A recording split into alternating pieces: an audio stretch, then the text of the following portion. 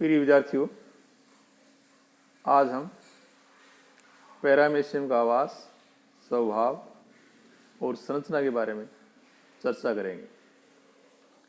Paramecium एक protozoan जंतु है और ये संघ प्रोटोजोआ की क्लास सीलिएटा के अंतर्गत आता है। सीलिएटा के अंतर्गत वो जंतु आते हैं जिनके शरीर पर सीलिया पाए जाते हैं, जो कि इनकी लोकोमोशन में मददगार होते हैं। तो सबसे पहले हम पैरामीशियम की हैबिट और हैबिटाट के बारे में बात करेंगे। पैरामीशियम एक सूक्ष्म एक कोशिकीय और विश्वव्यापी जंतु होता है जो सौर जल के ऐसे स्रोतों में पाया जाता है जहाँ पर कार्बनिक पदार्थ पर्याप्त मात्रा में हो, जैसे नदी, झील, तालाब, झरना और छोटे छोटे डिचेज यानी गड्ढे। तो इन जल स्रोतों में यानी सौर जल के स्रोतों में ये तैरता हुआ पाया जाता है। इसकी आकृति को अगर देखा जाए तो ये मानव के तलवे जैसी होती है, यानी पाँव का जो तलवा होता है उस जैसी इसकी आकृति होने के कारण इसको स्लीपर जंतु या स्लीपर एनिमल्कुलस भी कहा जाता है। शरीर बेलनाकार होता है और 80 माइक्रोन से लेकर 350 माइक्रोन जो है लंबा होता है। रंग सफ़ेद या पीला होता है या हल्का भूरा भी होता है। एक सिरा जो है कुंद होता है, थोड़ा चौड़ा होता है, और दूसरा नुकीला होता है। शरीर के ऊपर पेलिकल का आवरण पाया जाता है और इस पेलिकल पर छोटे छोटे सीलिया पाए जाते हैं और सीलिया जो है अभी बताया मुख्य इसके लोकोमोटरी ऑर्गेनल्स होते हैं। अगर पोषण की हम बात करें तो पैरामीशियम जो है होलोजोइक प्रकार का इसमें पोषण पाया जाता है और मुख्यतः बैक्टीरिया को यह भोजन के रूप में ग्रहण करता है। ऐसा अनुसंधान में पाया गया कि लगभग 24 घंटे में यह 20 लाख एस्केरिचिया कोलाई को जो है खा सकता है या खा लेता है। तो बैक्टीरिया के अलावा यह छोटे प्रोटोजोन्स, एक उसके पादप, सवाल, डाइटम, यीस्ट और सूक्ष्म जंतु और पौधों के छोटे टुकड़ों को भी भोजन के रूप में ग्रहण कर लेता है। फीडिंग मैकेनिज्म की अगर हम बात करें तो प्राणी की जो है यानी इस जंतु के अधर तल पर एक बकल कैविटी जो है पाई जाती है और इसमें साइटोस्टोम यानी मुख पाया जाता है। तो भोजन जो है इस भाग के द्वारा ही ग्रहण किया जाता है। मुखांश के जो सीलिया हैं उसमें लगातार जो है स्पंदन गति से भोजनीय कण जो है जलधारा के साथ जो है वेस्टिब्यूल में चले जाते हैं। वेस्टिब्यूल का जो मार्ग है वो भी सीलेटेड होता है और यहाँ से जो है भोजन के जो कण है वो मुख गुहिका यानी बकल कैविटी में चले जाते हैं। तो क्योंकि यहाँ पर सीलिया पाए जाते हैं इस मार्ग में, इसलिए केवल जो छोटे कण है भोजन के वो ही मुख गुहिका जो है बकल कैविटी में पहुँचते हैं, बड़े कण जो है यहीं पर रह जाते हैं। तो इस प्रकार से सीलिया एक प्रकार से वर्णात्मक भक्षक है, यानी जो छोटे कण जो हैं उनको ही अंदर जब अपने जो है प्रवेश कर पाते हैं वो बॉडी में, बाकी जो बड़े जो कण है वो बाहर रह जाते हैं या उनको बाहर धकेल दिया जाता है। तो मुख गुहिका के जो सीलिया हैं उसके स्पंदन जो चयन किए हुए भोजनीय कणों को कोशिका मुख से कोशिका ग्रसनी में भेजते हैं और भोजन धीरे धीरे जो है कोशिका ग्रसनी की तली पर एक जो है एक वैक्यूल में, एक आशय में जो है इकट्ठा होने लगता है और बाद में एक दानी बनकर अलग हो जाता है। तो इस तरह से जो है कुछ 5-7 मिनट के अंतराल से एक के बाद एक जो है दानियों का निर्माण होता रहता है। ये दानियाँ जो है खाद्य दानी कहलाती हैं। जो भोजन के जो बड़े कण जो हैं वो जो एक तरह से अपचित या अस्वीकृत हो गए उनको जो है वेस्टिब्यूल से बाहर निकाल दिया जाता है। तो भोजन के जो अपचित या बड़े जो कण हैं वो एक पाथ से या जिस रास्ते से उनको बाहर की ओर धकेल दिया जाता है वो रिजेक्शन पाथ कहलाता है।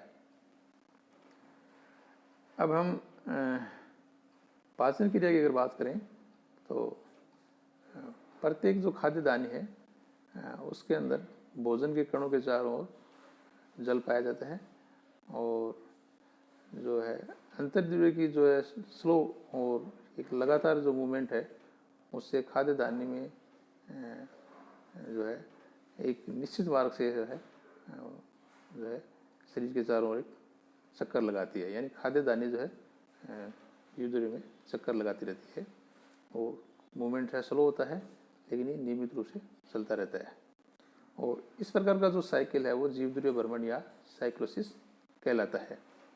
खाद्य दानियाँ चक्कर लगाती हुई मूल गुहिका भाग की और साइटोपाइज तक ये जाती हैं। तो इस दौरान अंतर्गृहित भोजन का पाचन और स्वांगीकरण यानी एसिमिलेशन हो जाता है। लाइसोसोम द्वारा प्रोटीज, कार्बोहाइड्रेट और लाइपेज एंजाइम का सिक्रेशन होता है और ये जो है खाद्य दानियों में छोड़े जाते हैं, तो जिससे भोजन का पाचन हो जाता है। तो खाद्य दाने के अंदर सर्वप्रथम क्षारीय माध्यम विकसित होता है और उसके बाद में अम्लीय और पुनः जो है क्षारीय माध्यम विकसित हो जाता है। और इन माध्यम में विभिन्न प्रकार के जो एंजाइम हैं वो भोजन के कणों का पाचन करते हैं। भोजन के पचे हुए उत्पाद या जो कण है वो ग्लाइकोजन और वसा कणिकाओं के रूप में जो है कोशिका द्रव्यों में धकेल दिए जाते हैं या विसर्जित हो जाते हैं। अब बात करेंगे बहिक्षेपण या इजेशन। भोजन के पाचन और अवशोषण के बाद खाद्य दाने का आकार छोटा हो जाता है और अंत में जो बचा हुआ अपचित भाग या अपचित भोजन या खाद्य पदार्थ कोशिका मुख से पीछे आधा तल पर स्थित साइटोपाइज द्वारा शरीर से बाहर की ओर धकेल दिया जाता है। तो इस डायग्राम से हम इस तरह से समझ सकते हैं, साइटोपाइज और जो है वेस्टिबुल से जो है ये प्रवेश करता है और ये अपचित जो भोजन साइटोपाइज द्वारा बाहर की ओर धकेल दिया जाता है।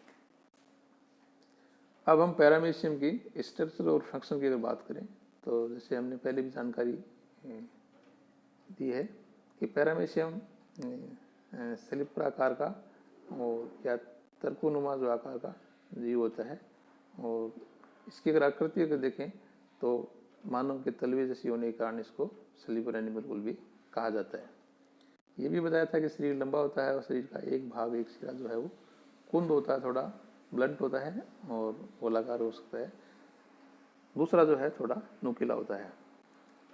तो जो शरीर जो है एक गोलाकार भाग, दूसरा थोड़ा नुकीला भाग होता है।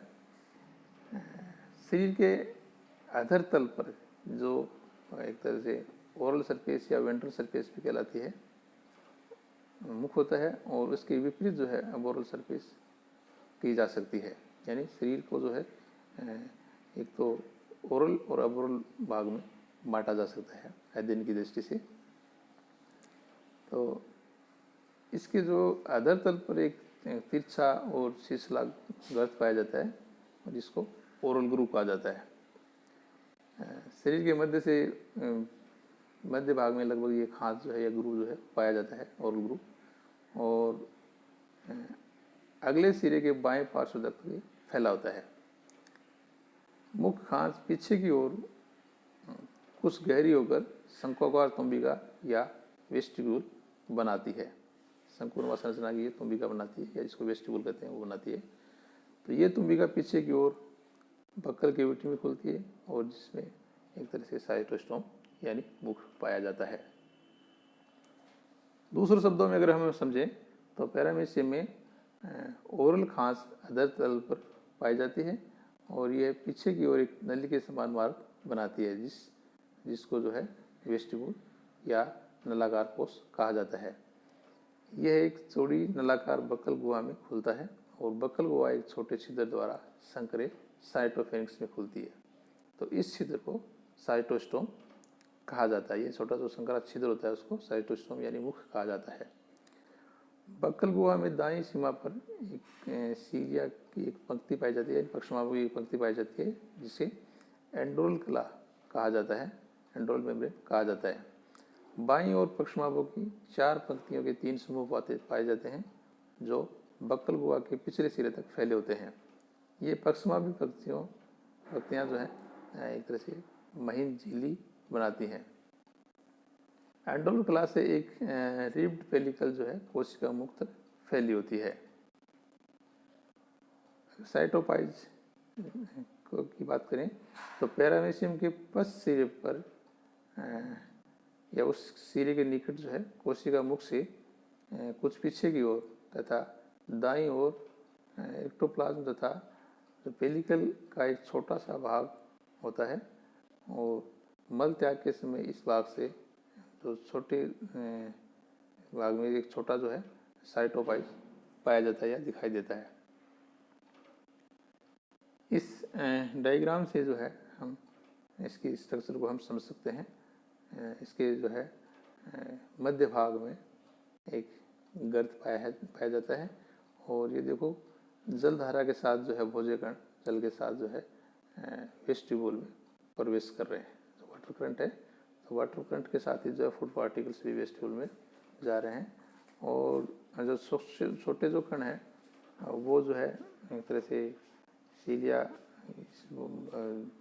के द्वारा जो है ये जो है सीलिया से होते हुए अंदर की ओर चले जाते हैं, लेकिन बड़े जो कण है वो सीलिया को द्वारा रोक लिए जाते हैं और इनको बाहर धकेल दिया जाता है और ये वापस जो है रिजेक्शन पाथ द्वारा आउट कर दिए जाते हैं।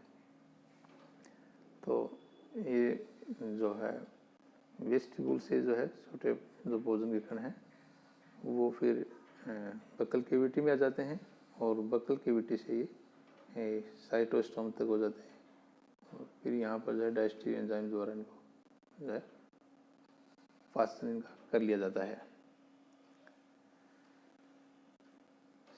पेलिकल की अगर बात करें तो पैरामीशियम के शरीर पर बाहर की ओर एक जो क्यूटिकल की बनी झिल्ली होती है जिसको पेलिकल कहा जाता है या एक तरह से रक्षावरण या बाह्य आवरण होता है और इस पेलिकल में जो है पंचभुजी गर्त पाए जाते हैं और इन जो गर्त हैं इनके किनारे जो है उभरे होते हैं। गर्त जो है बीच में से गहरा होता है, थोड़ा सा गड्ढा होता है, लेकिन किनारे जो है उभरे होते हैं और यहाँ पर जो है इस पंचमुखी जो गर्त है इसके मध्य भाग से एक सीलिया निकलता है। तो पैरामीशियम की जो पेलिकल है उसको अगर ठीक से इसका अवलोकन किया जाए तो इसमें 3 मेम्ब्रेन जो है पाई जाती हैं, दिखाई देती हैं। बाहरी जो है बाहरी क्ला मेम्ब्रेन या बाहरी कूपी की मेम्ब्रेन और अंतः कूपी की मेम्ब्रेन। पक्षमार्ग के बारे में अगर बात करें तो पैरामीशियम के संपूर्ण शरीर पर असंख्य छोटे आकार के रोम सदृश रोम जैसे दिखने वाले जो है सीलिया पाए जाते हैं और इन सीलिया की लंबाई लगभग 10 माइक्रोन से लेकर 12 माइक्रोन तक होती है। ये सचल पक्षमार्ग नियमित अनुदैर्ध्य पंक्तियों में व्यवस्थित होते हैं, यानी इनमें मूवमेंट होता रहता है और ये जो है एक रोज में व्यवस्थित होते हैं। तो पूरे शरीर पर जो है इनकी लंबाई एक जैसी होती है, परंतु जो पश्च भाग है वहाँ पर कुछ जो है बड़े सीलिया भी पाए जाते हैं और ये सीलिया जो है एक गुच्छे के रूप में पाए जाते हैं जिनको कोडल टफ्ट कहा जाता है। और कोडल टफ्ट की स्ट्रक्चर के कारण जो है एक जाति जो है उसका नाम पैरामीशियम कोडेटम पड़ा है। यानी हम जो किताबों में जिस प्रजाति के बारे में विस्तृत अध्ययन कर रहे हैं या पढ़ते हैं वो पैरामीशियम कोडेटम है और उसमें कोडेटम उसका नाम इसलिए पड़ा क्योंकि उसका जो कोडल भाग है वहाँ पर सीलिया जो है एक टफ्ट के रूप में, एक गुच्छे के रूप में पाए जाते हैं।